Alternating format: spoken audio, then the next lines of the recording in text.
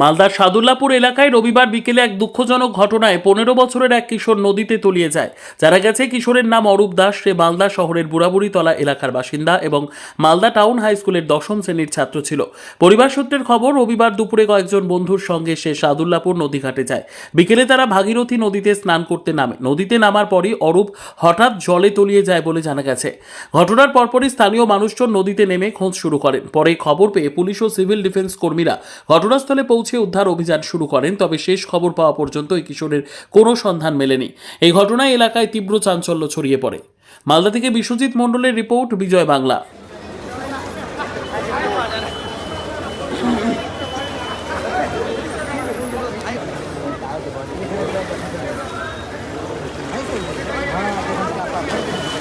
সবাই পাই না দেখবে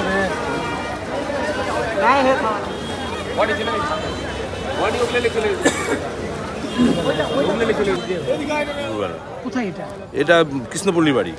না, জায়গাটা কোথায়? কোথায় স্নান করতে এসেছেন? এটা সদলাপুর। কি শুনলেন তারপরে?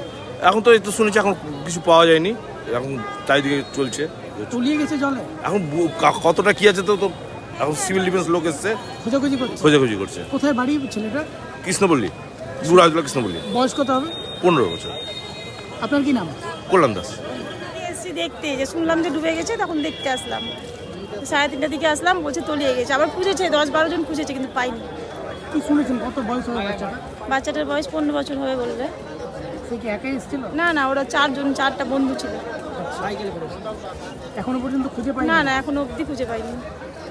গ্রামের লোকেরা খোঁজাখুঁজি করছে, স্থানীয় হ্যাঁ, লোকেরা? গ্রামের লোক খুঁজেছে, মানে অনেকটা ছেলে নেমেছিল গঙ্গাতে, পাইনি খুঁজে। কতক্ষণ হবে মানে ডুবে যাওয়াটা? 3:30টার দিকে হয়েছে। প্রায় 3.5 ঘন্টা। হ্যাঁ, ওরকমই হবে। আপনার কি নাম?